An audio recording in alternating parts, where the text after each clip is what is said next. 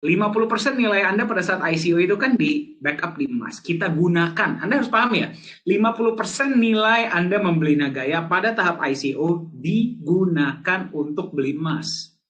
Ada kata digunakan di sana. Berarti US dollar dikonversi menjadi emas.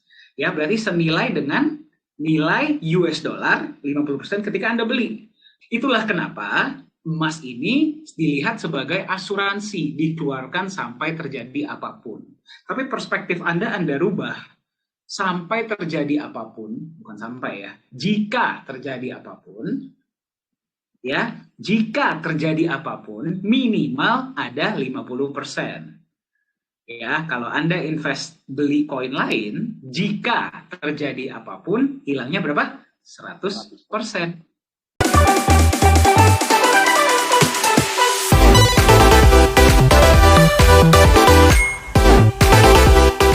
Jadi teman-teman sebenarnya pertanyaan seputar penyimpanan emas ini selalu muncul dan tentunya jawaban selalu dinantikan ya oleh semua holder. Dan ini bukan hanya pertanyaan teman-teman dari Indonesia, tapi juga dari berbagai negara ya terkait USD pending ini kapan sih begitu ya. Terkait kenapa mendadak. Ya, memang kebetulan memanfaatkan momen ya, momen di mana Profesor Jung itu berkesempatan untuk berkunjung ke Singapura, ya, dan itu dimanfaatkan untuk kemudian Pak Yohanes Chandra menyusul ya ke Singapura untuk melakukan proses penyimpanan. Nah, kali ini memang tidak dipublikasikan di awal dan tidak ada live streaming karena yaitu tadi ya sebenarnya ini tidak direncanakan jauh-jauh hari ya. Tetapi mungkin yang menjadi catatan penting Pak Dhani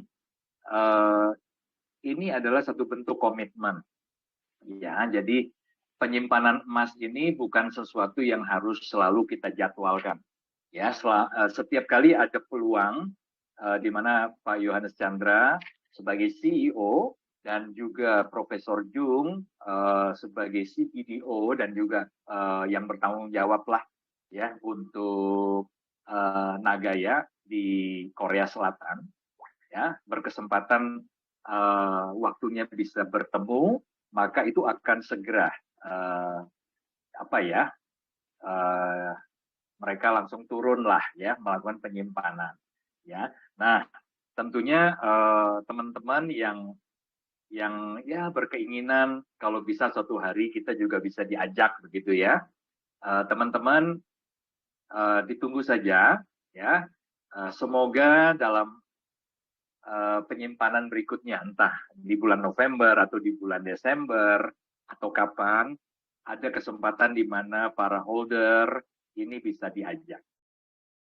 Ya, tentunya tidak semua, ada beberapa yang terpilih ya. Tentunya akan menjadi saksi dan ini akan luar biasa sekali. Ya, jadi teman-teman ini adalah salah satu bukti bentuk komitmen dari Nagaya segera menyelesaikan USD pending. Ya, dan kemarin sudah kita menyimpan lagi 6 kilo ya, Pak Dhani ya. 6 kilogram kilogram emas murni dan sepertinya sudah di box kedua. Ya, jadi box pertama sudah tidak cukup. Ya, jadi kita sudah punya 2 box penyimpanan di the reserve. Ya. Nah, cuma satu hal yang menjadi mungkin satu hal yang saya ingin tekankan nih, Pak Dhani, ya dari manajemen sendiri,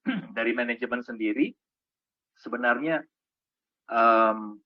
punya prioritas. Ya, jadi prioritasnya adalah bukan kita mengabaikan proses penyimpanan emas ya yang segera harus kami selesaikan, tetapi prioritas kita hari ini adalah proyek. Ya, karena proyek ini benar-benar harus dikawal, itu sebabnya Pak Yohanes Chandra, Bapak Ibu itu setiap bulan. Ya, bahkan jika ada peluang itu bisa 2 kali dalam bulan itu bisa turun ke proyek. Ya, nah ini semua adalah untuk memastikan agar proyek ini berjalan sesuai dengan ekspektasi.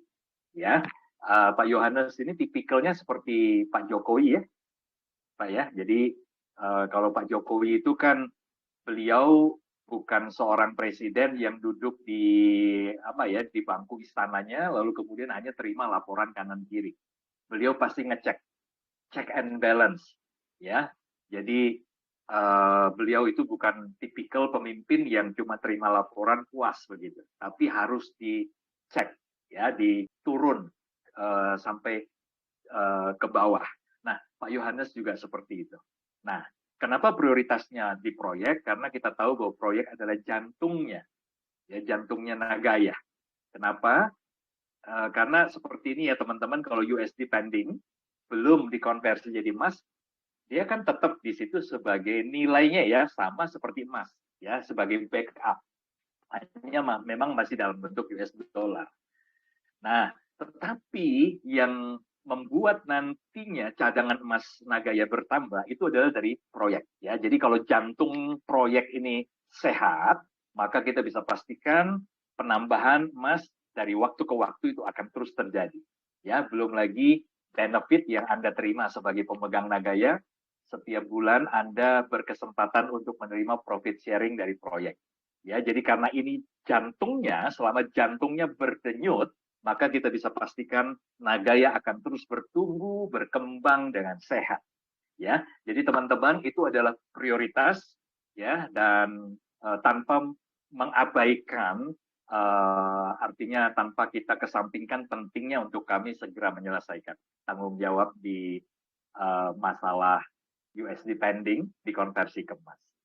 Semoga menjawab dan tidak terlalu panjang, Pak Dhani.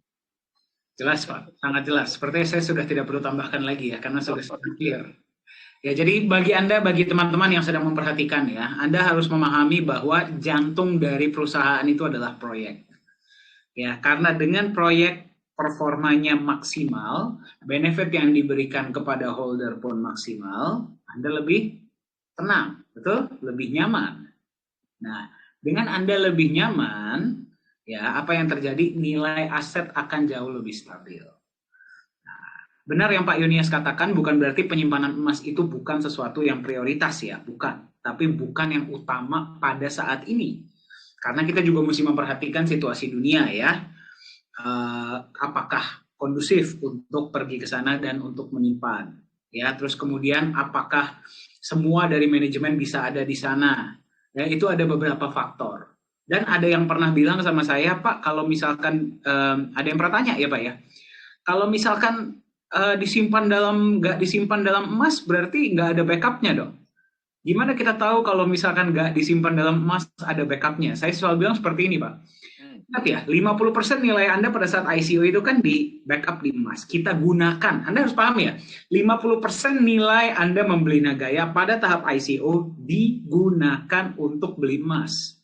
Ada kata digunakan di sana. Berarti US dollar dikonversi menjadi emas. Ya, berarti senilai dengan nilai US dollar 50% ketika Anda beli. Ya, kalau misalkan memang sudah senilai 5 gram, Anda kembalikan Nagayanya, kan US dollar tetap balik. Ya, jadi lihatlah emas ini sebagai penjaga nilai Anda, sebagai asuransi sampai terjadi apapun.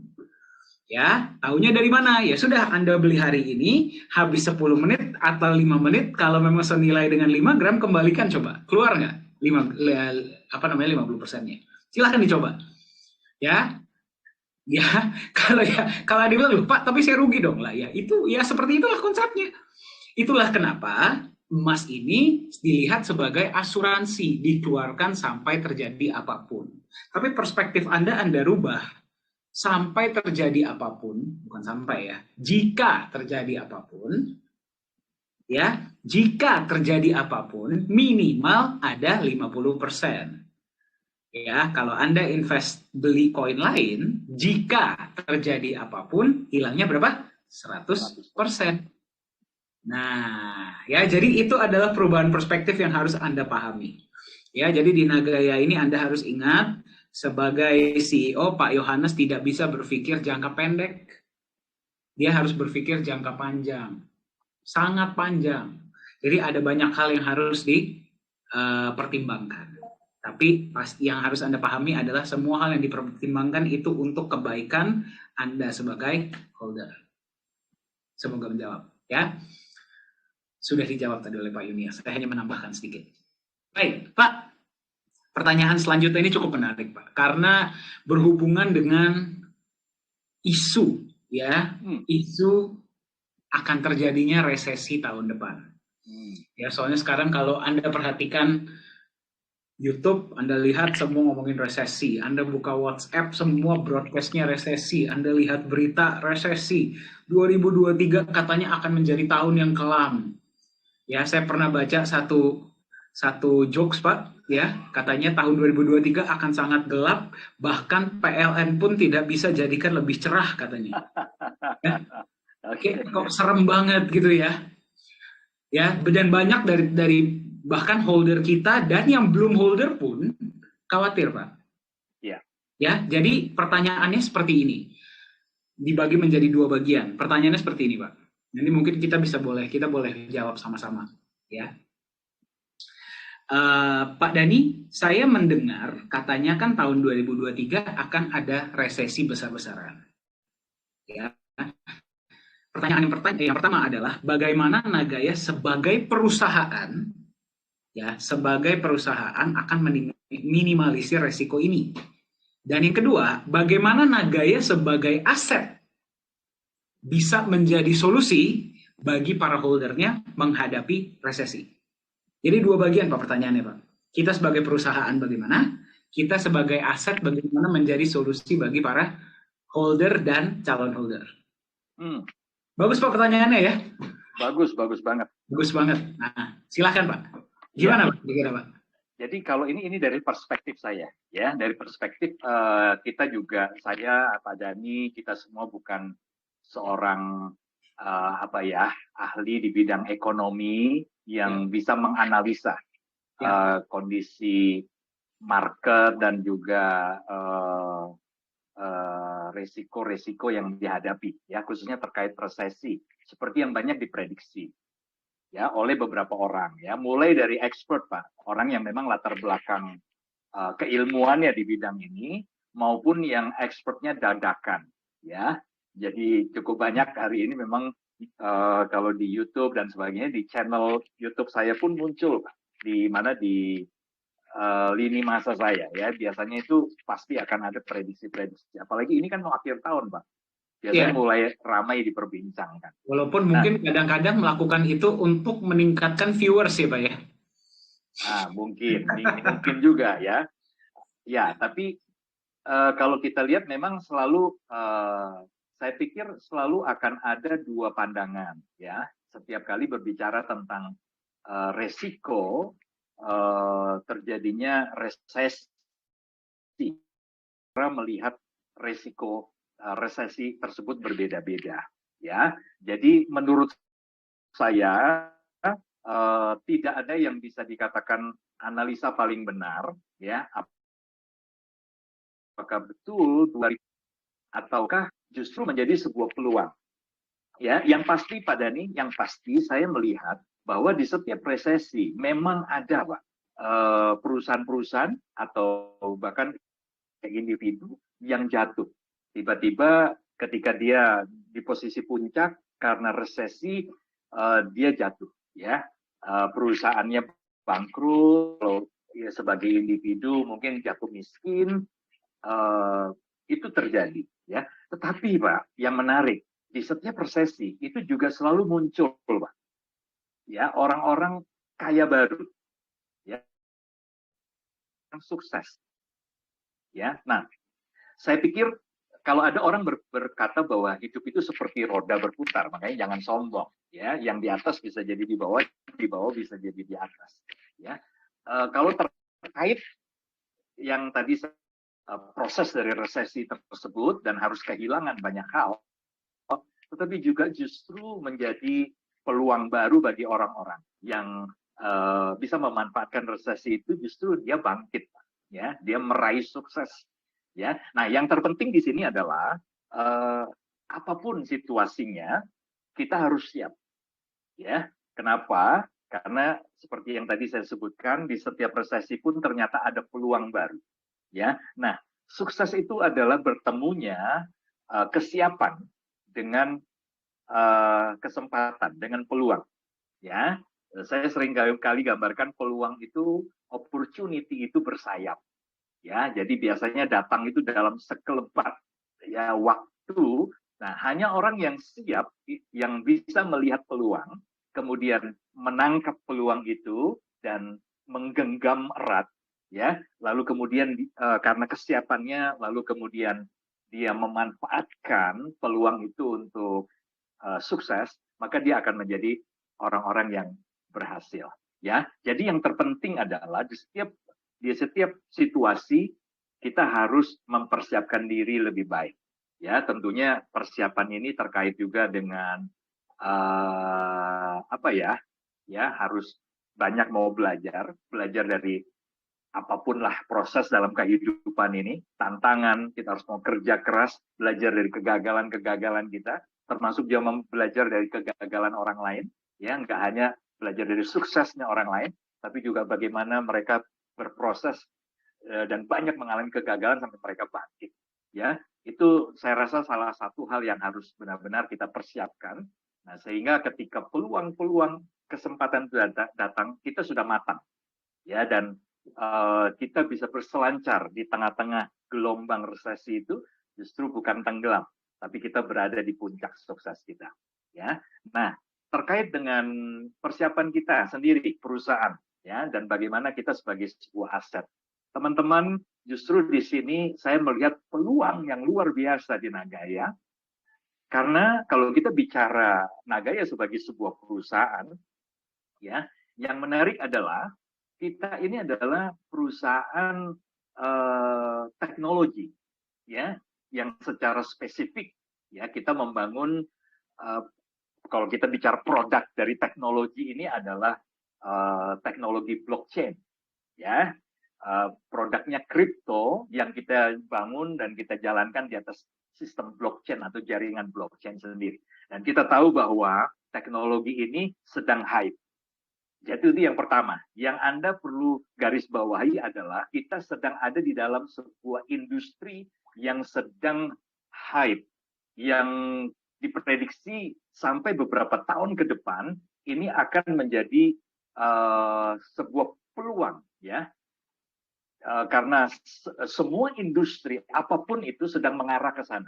Jadi bukan cuma industri keuangan, tapi industri apapun itu sedang mengarah, mencoba untuk memanfaatkan teknologi blockchain ini, ya, untuk inovasi mereka, ya, untuk mereka bukan hanya survive, tapi terus berkembang, ya. Dan ingat, Nagaya sedang ada di industri ini yang sedang hype. Lalu yang kedua, ini yang menarik Pak Dani. Yang kedua adalah proyek perdana, proyek pertama yang sudah dijalankan sejak Oktober 2020 itu berkaitan dengan industri nikel. Dan kita tahu bahwa nikel, khususnya 2 tahun terakhir di masa pandemi, ini juga sedang hype-hype-nya. Ya, karena kita tahu dunia ini sedang transisi dari meninggalkan energi fosil, ya, menuju ke energi baru terbarukan. Jadi ada transformasi energi dari fosil ke baru terbarukan. Nah, cuma ada sejumlah tantangan, ya, untuk transisi ini tidak mulus, ya, karena kalau kita bicara energi baru terbarukan itu berkaitan dengan sinar matahari, ya, tenaga surya, kemudian tenaga angin, ya, kemudian juga air. Nah, kita bicara aja seperti contohnya, ya, matahari ini tersedia berlimpah, tapi tidak 24 jam sehari. Ya, seperti malam hari ini tentunya tidak ada tenaga surya, ya, yang bisa menggerakkan, yang bisa diubah menjadi energi, ya. Jadi kita harus tunggu lagi sampai besok hari ini, ya, kalau kita ingin menggerakkan sesuatu dengan energi surya tadi. Tetapi menjadi berbeda ketika ternyata nikel ini menjadi solusi, ya, dengan dikembangkannya teknologi baterai litium yang ternyata, ya, bahan dasar atau bahan baku utama dari litium ini adalah nikel. Nah, ini luar biasa. Jadi ini akan terus dikembangkan, Pak. Ya, teknologi baterai ini kapasitasnya, kemampuannya untuk menyimpan energi surya, energi matahari ditampung ke baterai lithium ini, tentu ini akan terus dikembangkan, Pak. Ya, jadi bisa dibayangkan kalau prediksi saya ya, Pak ya, sampai 50 tahun, 100 tahun ke depan, kelihatannya nikel ini akan menjadi salah satu mineral utama yang dicari oleh dunia.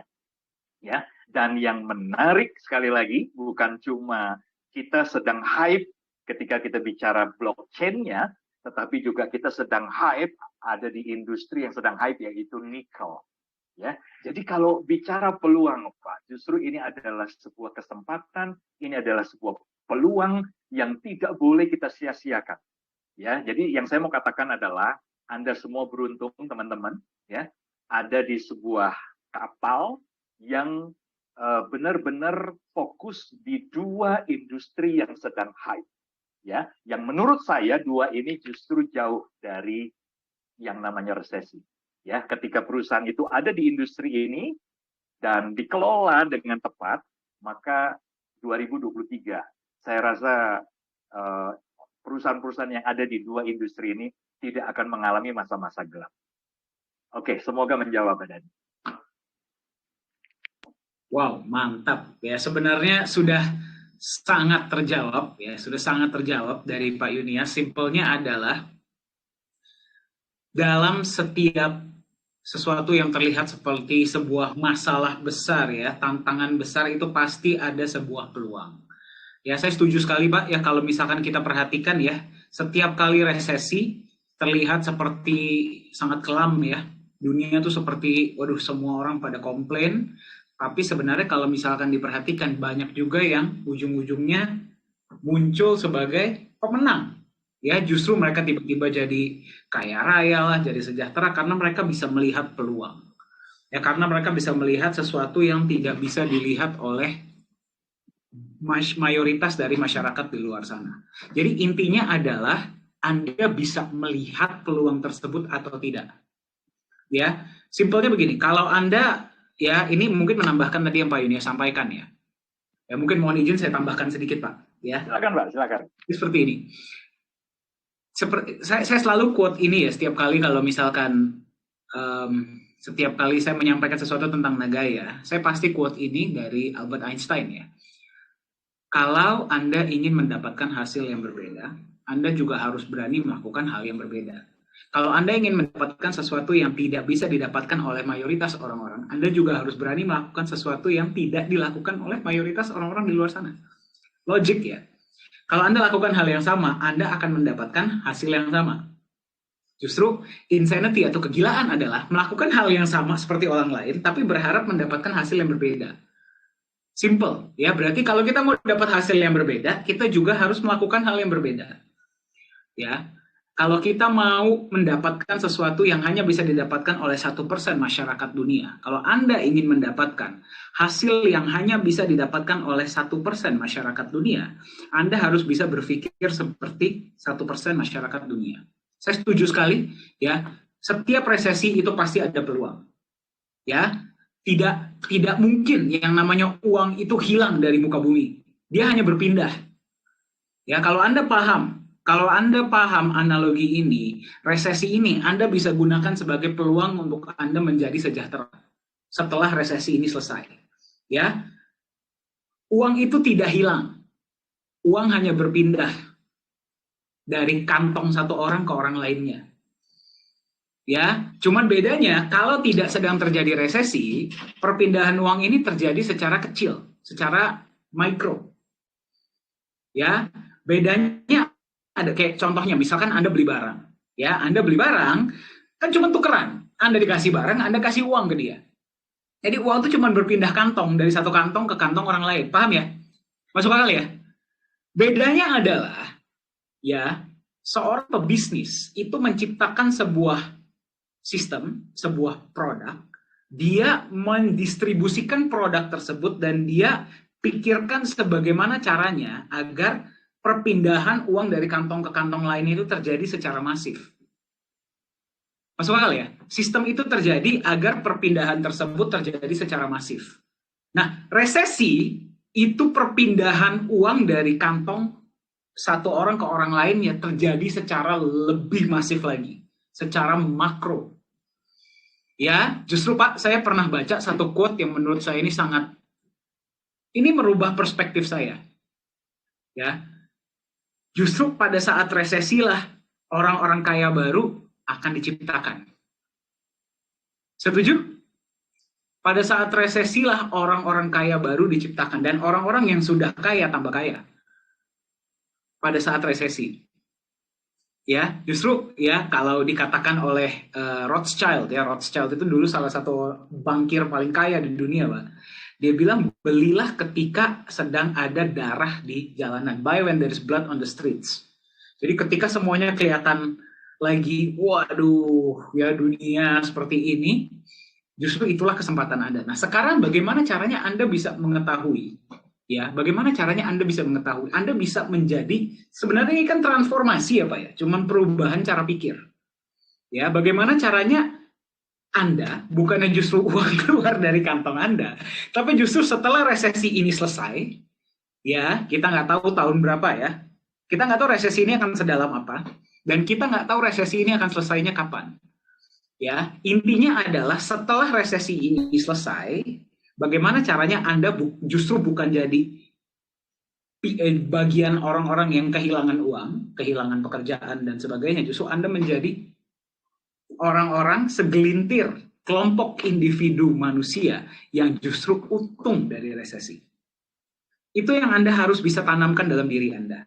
Ya, Anda harus bisa merubah mindset Anda. Nah, sekarang bagaimana caranya? Soalnya banyak orang di luar sana, banyak perusahaan-perusahaan yang juga menciptakan aset akan mengatakan hal yang sama seperti saya.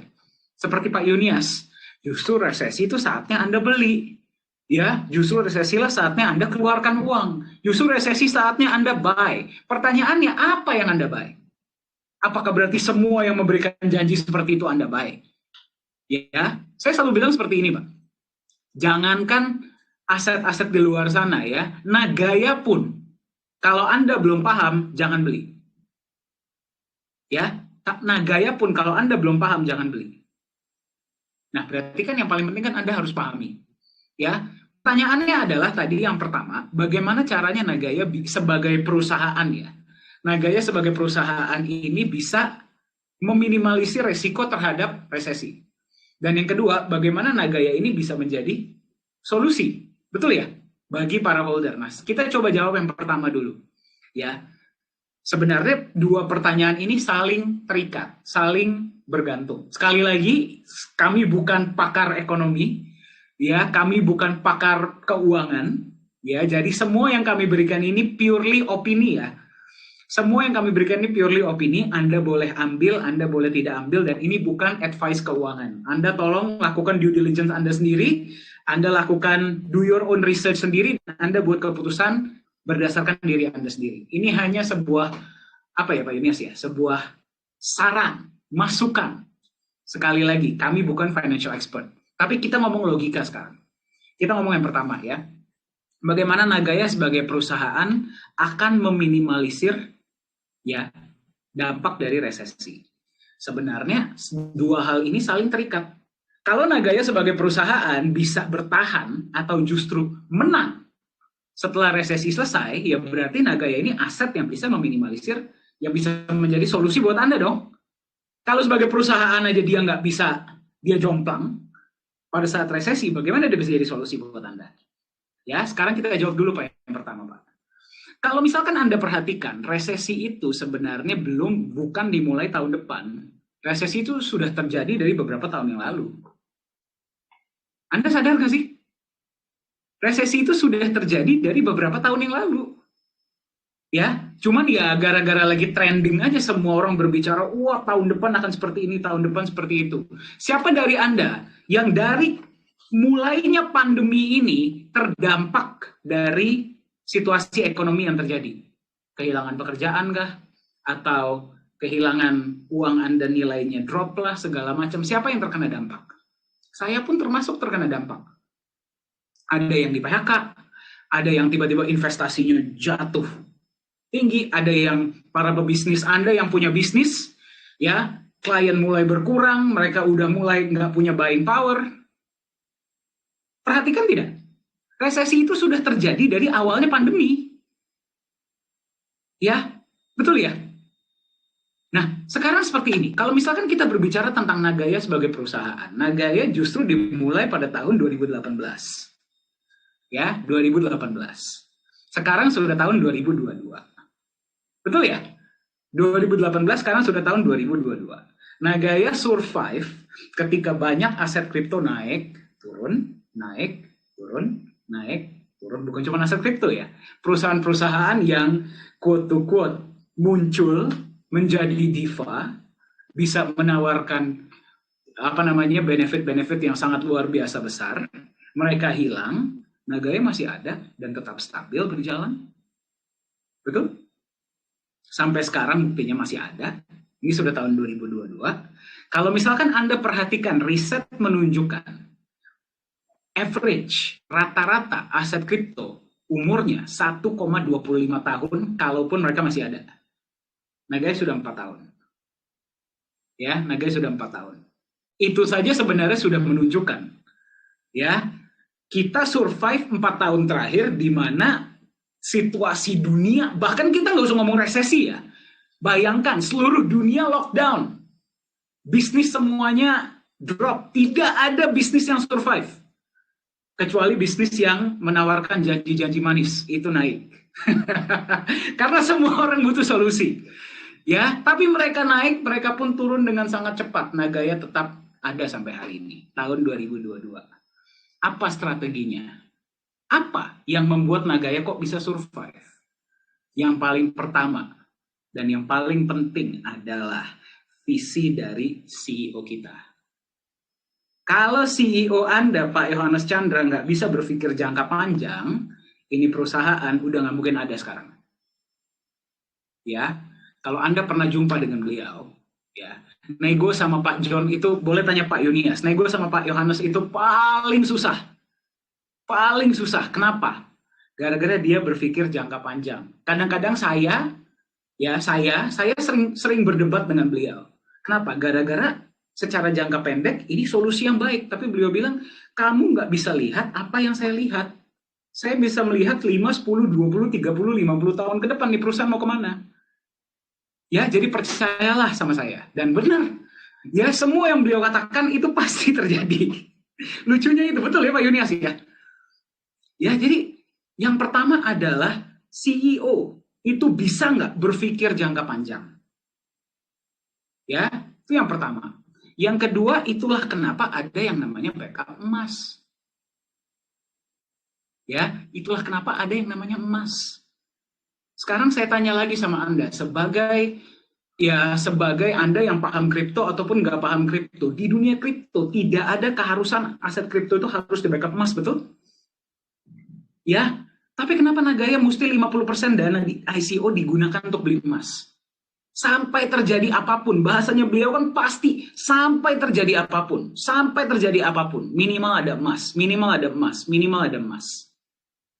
Ya, apakah emas itu sendiri yang akan menentukan harga Nagaya nanti akan stabil atau tidak? Bukan. Yang menentukan harga Nagaya stabil atau tidak itu apa? Kepercayaan pasar.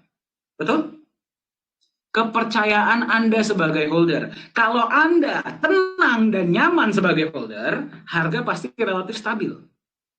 Ya, itulah kenapa mayoritas aset-aset yang tidak punya backup, yang hanya angka saja, yang saya nggak mau nyebut ya, yang hanya angka saja, kalau lagi turunnya bisa sangat tinggi.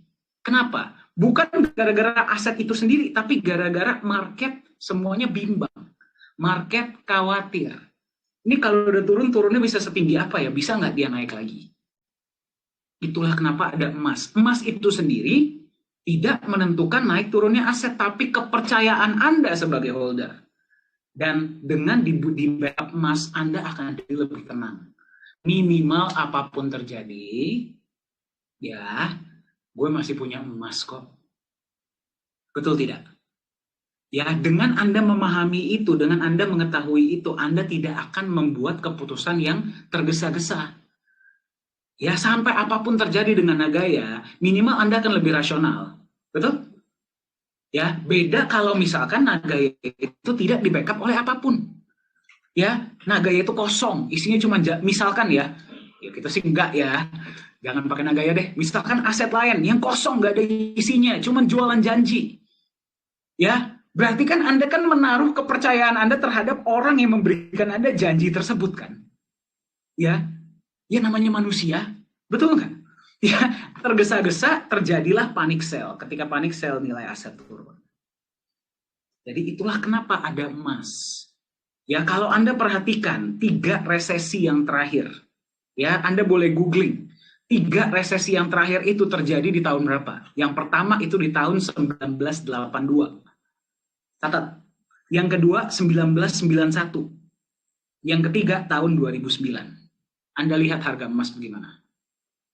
Ya, data ini saya dapatkan dari tim riset dan statistik dari Nagaya. Waduh. Ya, kita punya tim riset sendiri loh, jangan main-main loh, ya. Nah, Anda lihat harga emas relatif lebih stabil. Ya, itu yang kedua. Yang ketiga, kalau Anda paham caranya proyek Nagaya dijalankan. Ya, kalau Anda paham perhitungan bagaimana proyek Nagaya dijalankan, itu semua sudah dihitung. Ada alasannya kenapa yang dibagikan cuma 60% dan bukan 40%. Bukan 100%. 40%-nya kemana? Manajemen resiko. Kalau sampai terjadi apapun, minimal sudah ada dana yang dipersiapkan untuk membackup. Ya, coba Anda pikir deh, logika deh. Ya, tahun 2018, tahun 2019, 2018 belum. 2019 ke atas, 2020 permulaan, 2021 seluruh dunia lockdown, ya, bisnis pada nggak bisa jalan semua. Bagaimana itu proyek masih bisa tiba-tiba bisa dimulai tahun 2021? Karena sudah ada perhitungannya. Ya, tahun 2021 akhir proyek Nagaya Mineral Indonesia dimulai. Bagaimana bisa survive kalau belum ada perhitungan untuk manajemen resiko? Ya, semua sudah diperhitungkan. Itulah kenapa, justru itulah kenapa kami bicara, jangan cuma ngomong untung. Jangan cuma ngomong untung. Kalau ketika untung, semua orang happy. Ya, ketika untung semua orang bisa terima. Ketika lagi resesi itu loh, ketika inflasi lagi tinggi itu loh, ketika terjadi force major itu loh, apa yang akan Anda lakukan? Itu pertanyaan paling penting. Dulu saya nggak paham ini semua. Saya ngomong sama Pak Yohanes, kalau Pak Yohanes sih dari awal sudah sefrekuensi ya. Saya dari dulu ngomong sama Pak Yohanes sih bingung kok apa? Ngomong resiko apa? Ngomong resiko. Dikit-dikit resiko, dikit-dikit resiko. Saya kalau jualan edukasi Nagaya ya, bukan jualan ya. Saya edukasi Nagaya, nggak ngomong resiko saya dimarahin. Ya sekarang saya paham, oh ini toh. Bisnis yang benar dan bisnis yang baik bisa diketahui kapan, bukan ketika semuanya lagi baik. Bisnis yang benar dan baik dipertimbangkan itu diketahui ketika lagi semuanya drop. Dia bisa bertahan tidak?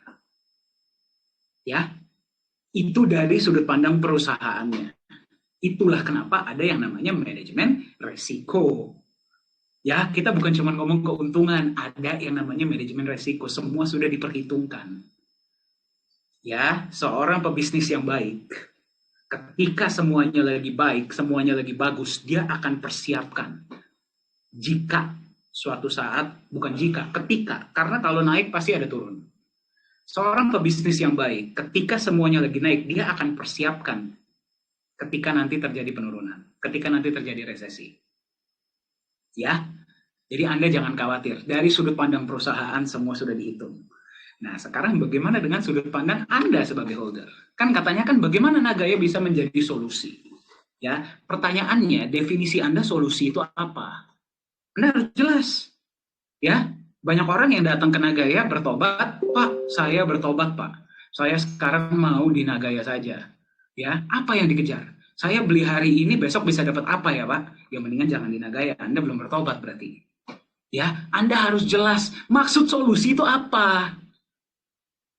Ya, di sini tidak ada yang namanya apa ya? Kayak waduh, abrakadabra gitu besok Anda jadi kaya, tidak ada. Ya, kalau definisi solusi untuk Anda adalah bagaimana agar nilai aset Anda terjaga, nilai uang Anda terjaga. Nah, baru itu pertanyaan yang benar. Ya, dan bagaimana caranya ketika resesi, justru Anda ambil peluang ini agar nanti ketika selesai resesi, Anda justru berada di depan. Anda justru mengambil kesempatan yang tidak diambil orang lain. Itu baru pertanyaan yang benar. Tadi Pak Yunia sudah sempat sampaikan ya, bahwa dunia ini sedang mengalami perubahan. Anda perhatikan, 3 resesi terakhir. Itu terjadi kenapa? Karena dunia sedang mengalami perubahan besar. Ketika dunia sedang mengalami perubahan, pasti terjadi resesi. Pasti. Ya, lebih besar perubahannya, lebih besar resesinya. Tapi kalau Anda paham, lebih besar untung Anda nantinya. Nah, perubahan yang terbesar di dunia ini sekarang terjadi adalah 2. Dan Profesor Jung ini selalu tekankan.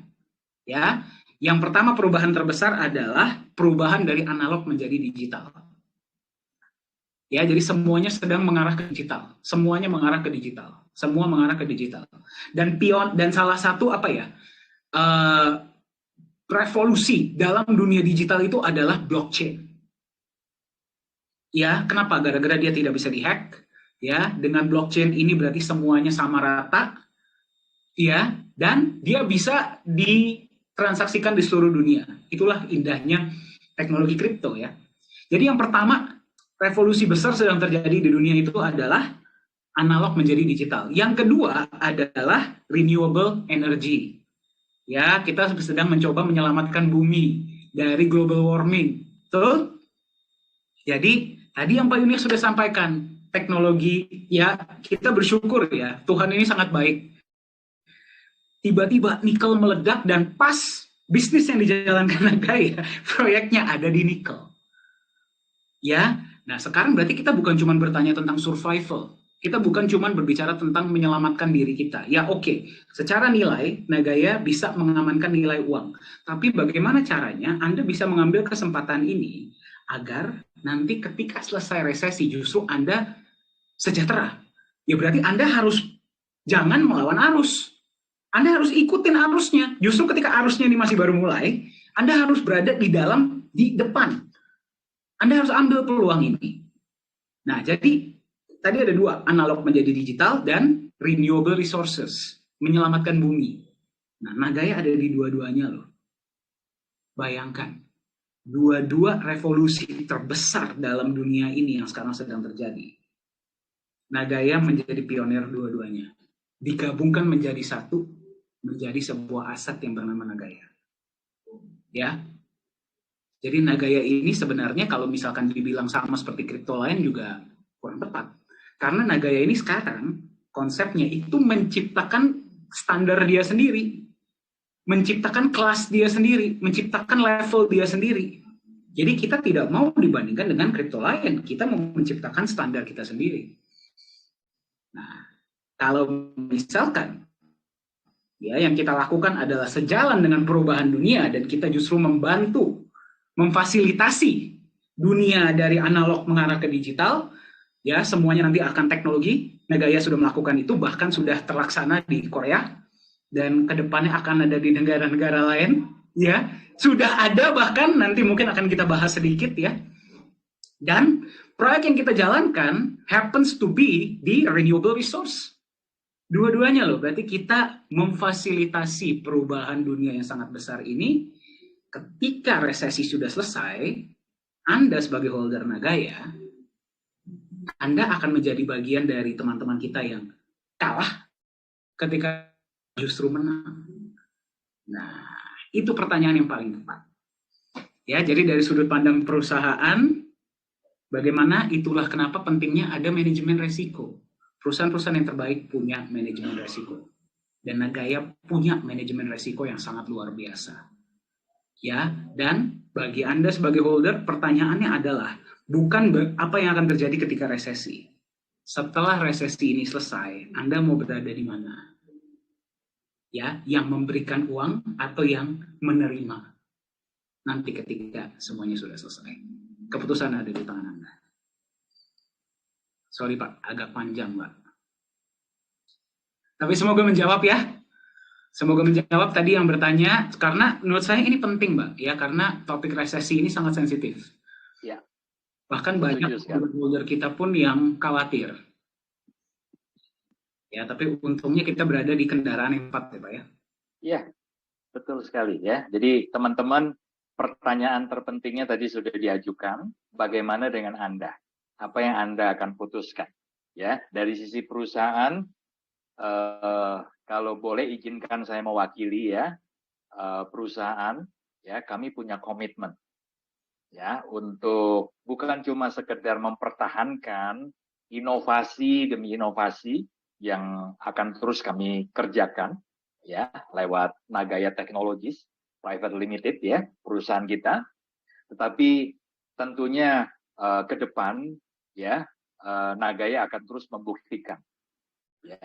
Jadi apa yang sudah direncanakan, apa yang sudah dihitung tadi dengan matang itu pasti akan dieksekusi ya. Dan kita bersyukur sekali karena Nagaya ini dinakodai oleh seorang yang sangat hati-hati ya. Jadi istilah saya Pak Dani, Pak Yohanes itu ya kita memang ada di industri yang hari ini mengubah analog jadi digital tadi ya. Ya. Kita ada di industri yang sedang hype-hype-nya, dua industri yang sedang hype, tetapi kita punya nakoda yang lebih konservatif dari konservatif, Pak. Iya, betul, Pak. Sangat konservatif. Ya, jadi memang kadang kalau kita bicara konservatif itu sepertinya apa ya konotasinya kok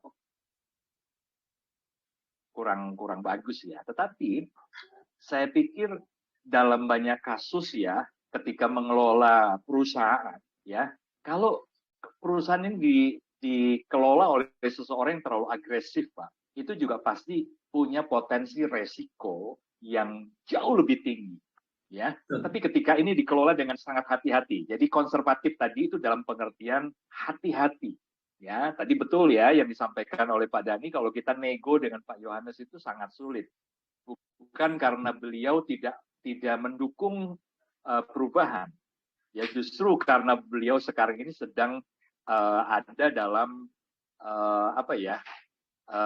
misi ya, dalam misi untuk mengubah, merevolusi industri kripto ya. Jadi ada banyak hal yang harus dikerjakan dengan sangat hati-hati, dengan sangat wise ya. Jadi teman-teman, menjadi pertanyaan ketika posisi perusahaan punya komitmen yang sangat tinggi untuk menjadikan Nagaya ini bukan saja perusahaan besar, perusahaan skala dunia yang merevolusi industri kripto, ya, tetapi juga dengan produk yang nantinya akan menjadi salah satu produk unggulan terbaik, ya.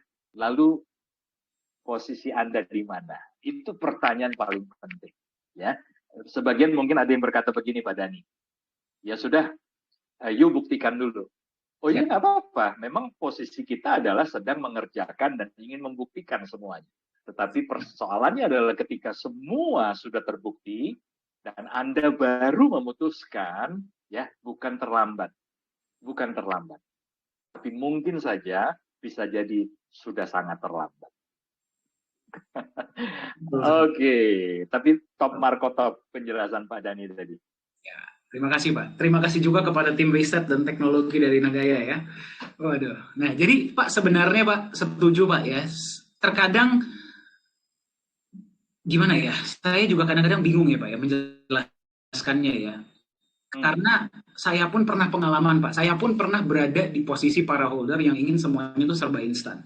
Ya. Saya pernah berada di posisi kayak kan pasti kan banyak yang bertanya ya, kapan Nagaya masuk market? Kapan Nagaya masuk market? Seolah-olah cuma itu doang gitu loh yang penting. Ya, banyak banget Pak yang bertanya seperti itu. Ya. Ya, banyak banget sih. Sekarang sih udah enggak di awal, ya. Jadi saya tuh keinget satu cerita, Pak, ketika saya masih kecil. Saya mau masuk ke kelas SMA berapa ya? SMA 1. Jadi saya baru kelar SMP. Saya waktu itu di Sekolah Nasional Plus, ya. Saya pernah dikasih pilihan sama orang tua saya, ya. Dia bilang pilihan itu adalah ekstrakurikuler saya Kalau nggak saya ambilnya olahraga, ya. Kalau nggak saya ambil bahasa Inggris, ya. Saya maunya ambil olahraga, Pak.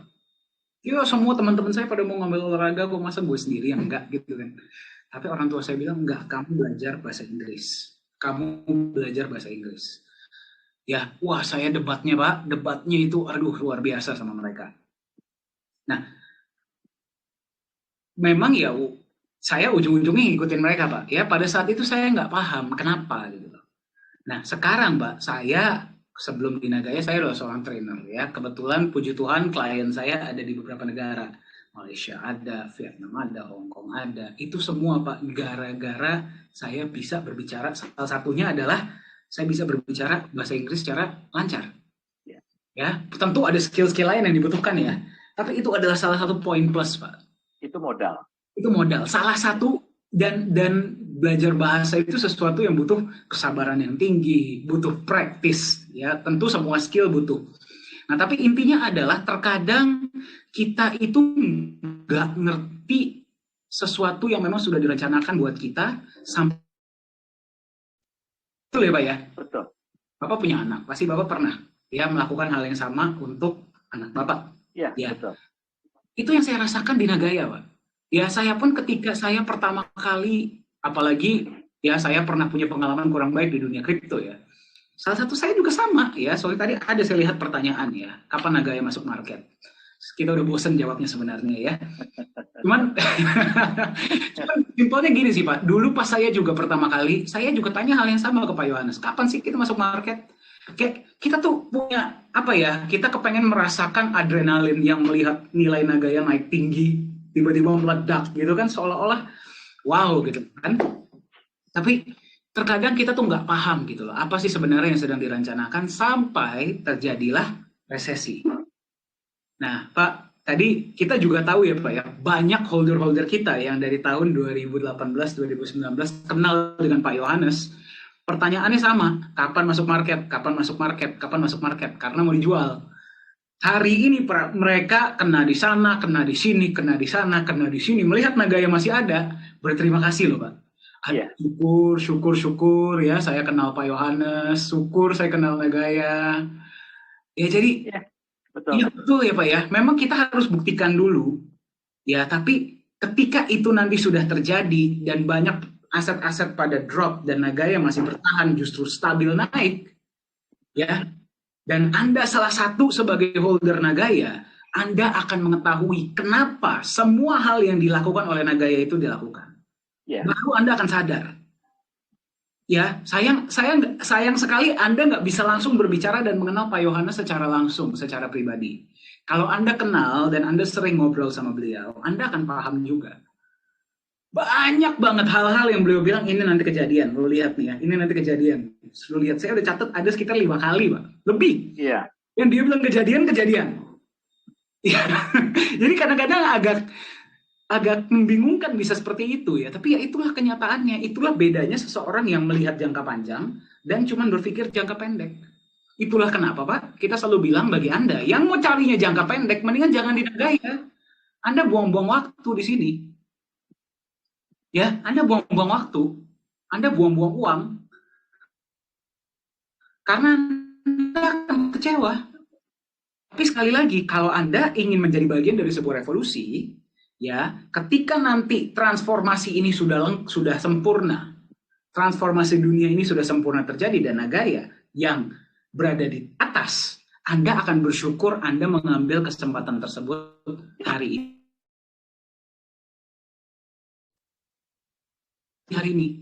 Terserah Anda.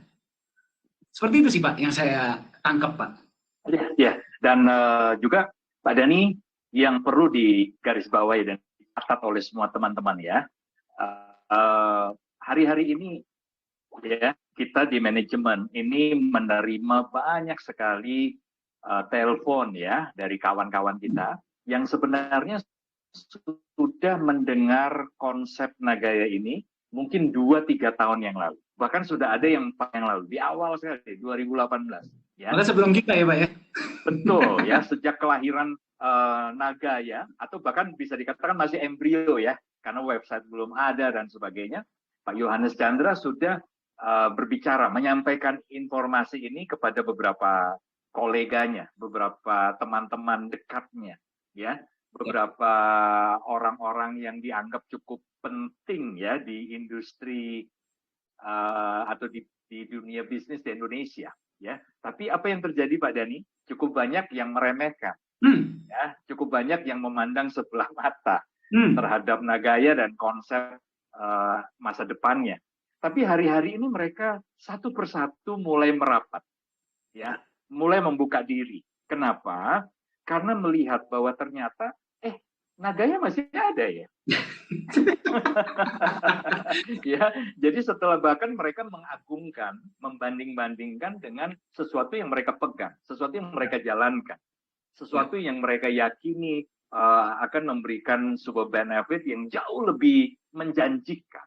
Ya. Tapi kenyataannya satu persatu berguguran. Ya. Dan di akhir 2022 ini ya, ternyata mulai banyak Pak yang telepon, lalu rupanya karena sudah cukup banyak orang mulai membicarakan Nagaya, Pak. Ya, dan mereka yang 2 tahun, 3 tahun yang lalu sudah mendengar Nagaya, hari-hari ini mulai cukup sering. Ya, ada yang kontak, sudah tahu Nagaya belum? Ya, mereka mungkin di Japri, dikirimin informasi tentang Nagaya oleh orang-orang yang dulu bahkan mungkin dia nggak pernah kenal atau mungkin tidak pernah dia anggap. Ya. Dan setelah mereka melihat kembali tentang pencapaian demi pencapaian ya di Nagaya, mereka mulai merapat Pak, mulai membuka diri, mereka mulai bertanya, ya. Dan alhasil kita melihat hari-hari ini sudah mulai ada ya orang-orang yang baru saja memutuskan untuk memulai perjalanan bersama dengan Nagaya, menjadi bagian ya dari misi besar Nagaya merevolusi industri kripto. Dan ini tentunya sesuatu yang sangat menggembirakan ya. Artinya kita tahu bahwa Nagaya akan terus berkembang, Nagaya akan terus maju, khususnya di 2023. Ya, karena dengan bermunculan orang-orang yang sudah melihat sebuah peluang baru di Nagaya dan mereka mulai bergabung, maka tentunya ini akan menjadi semakin menggairahkan. Betul. Dan tambahan lagi satu, Pak Dhani, justru buat teman-teman di masa krisis 2020, 2021, mereka bersyukur. Kenapa? Karena ketika apa yang mereka anggap bisa memberikan income konsisten, ya, hasil yang menjanjikan 1%, 2% per hari berguguran, Pak. Ya, dan seperti kehilangan pegangan. Yang mereka bisa bersyukur adalah selama 2 tahun ini ternyata asap dapur masih bisa mengepul. Karena apa? Mereka bersyukur sudah terlebih lebih dulu memiliki Nagaya sebagai sebuah aset dalam jumlah yang cukup. Sehingga ada profit sharing yang mereka terima, khususnya mereka yang terima dari Januari 2021, Pak. Ya. Itu mereka rasakan betul ya, karena selain profit sharing ada royalti ya. Dan hari ini setelah hampir 2 tahun mereka bilang saya bersyukur sekali. Bahkan ada satu senior Pak, seorang senior yang berkata dia merasa bahwa baik yang pernah dibuat dalam hidupnya adalah ketika dia memilih Nagaya. Ketika orangnya ada di sini, Pak. Ya. Salam hormat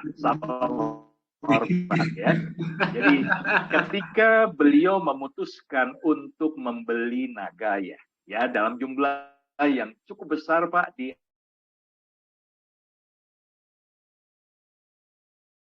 awal 2008. Lewat Nagaya yang dia miliki lah hari ini ya, dia bisa survive melewati banyak badai ya. Ketika tidak ada lagi yang bisa dipegang, maka Nagaya menjadi solusi ya di masa-masa sulit. Betul. Luar biasa ya. Amin, amin. Ya, senang bisa mendengarnya, bahkan orangnya pun ada di sini ya. Jadi saya lihat ada, saya nggak tahu kalau udah keluar ya.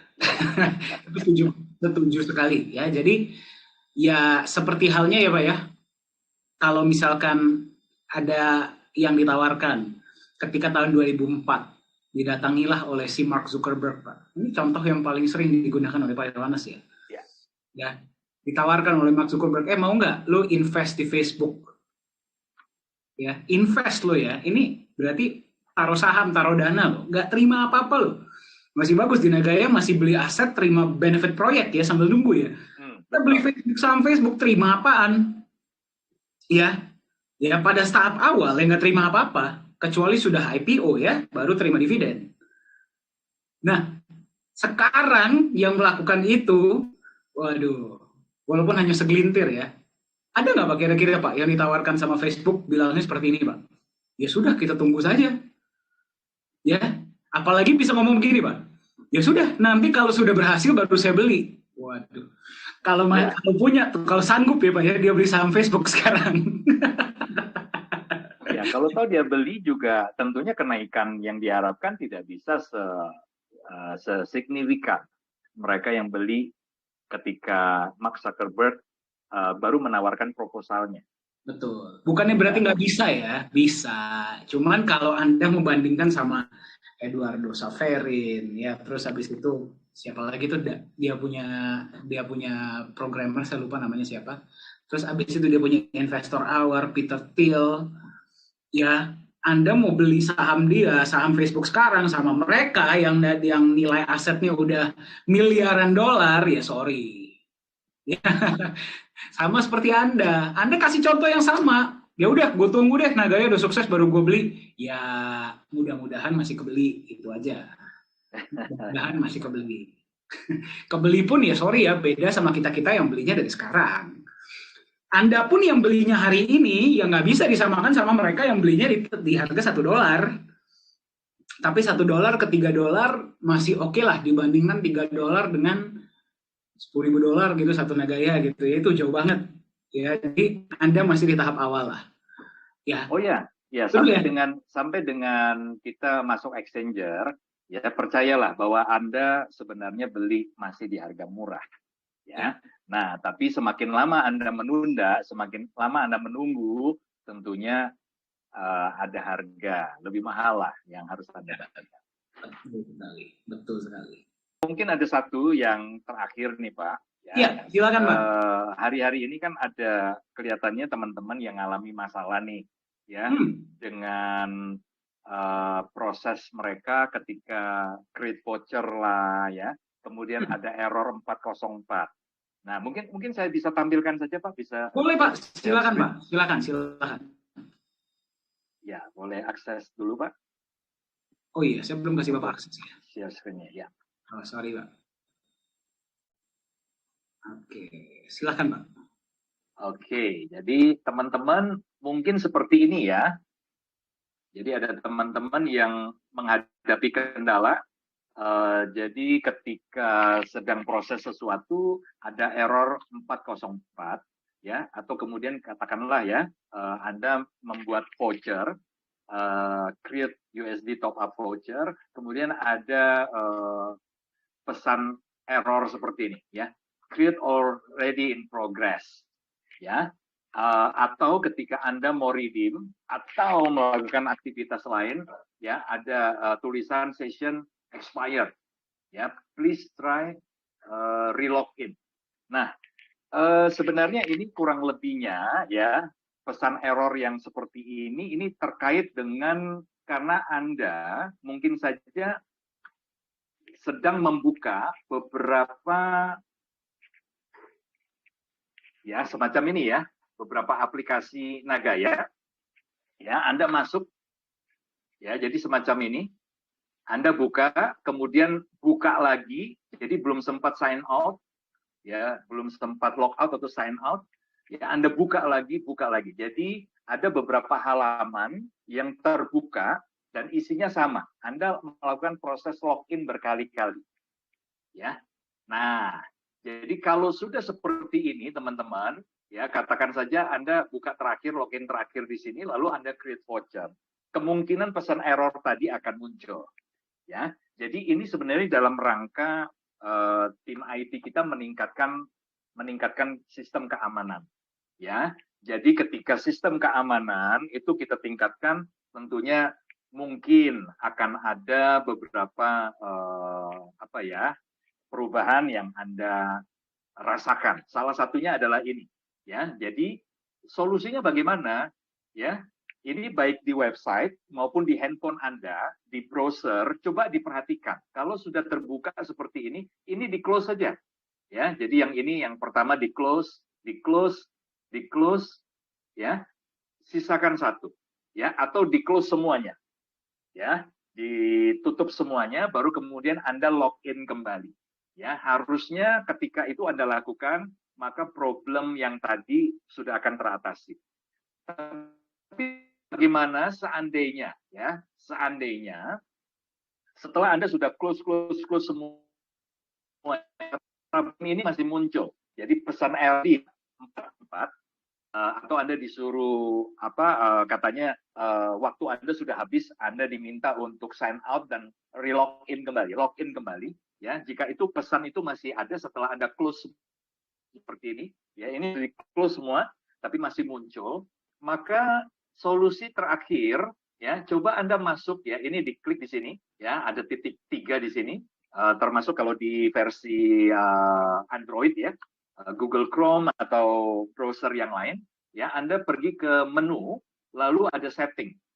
Nah, ya, ketika sudah terbuka menu setting, Anda coba cari privacy and security. Ya, diklik saja privacy and security, lalu coba cari clear browsing data, ya, clear browsing data. Ini Anda klik. Nah, nanti ada cookies, ada cache image and files, ya. Ini pastikan yang cache image and file ini dicentang, ya, lalu clear data.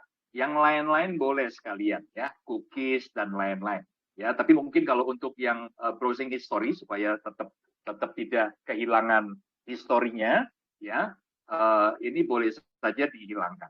Yang pasti yang cache image and file-nya ini dicentang, ya, lalu clear data. Nah, seperti itu, ya, teman-teman. Setelah itu dilakukan, biasanya problem ini akan segera teratasi, ya. Jadi seperti itu saja. Mungkin Anda yang mengalami kesulitan dan kendala bertanya-tanya, ini ada apa kok belakangan cukup sering ada error, ya. Nah, sebenarnya error ini justru muncul adalah karena dalam rangka meningkatkan tingkat keamanan, ya, dari akun Anda semua, ya. Jadi semoga ini menjawab dan menjadi solusi jika Anda berikutnya mengalami kejadian yang serupa lagi. Ya, mungkin itu Pak Dhani terakhir dari saya. Terima kasih Pak Yunias.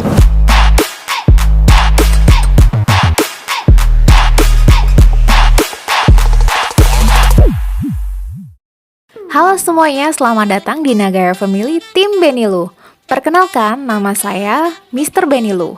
Bergabunglah bersama kami, Tim Benilu, the biggest team in Nagaya. Orang cerdas, pilih Nagaya. We are Nagaya Family, nagayakan Indonesia, viralkan Nagaya.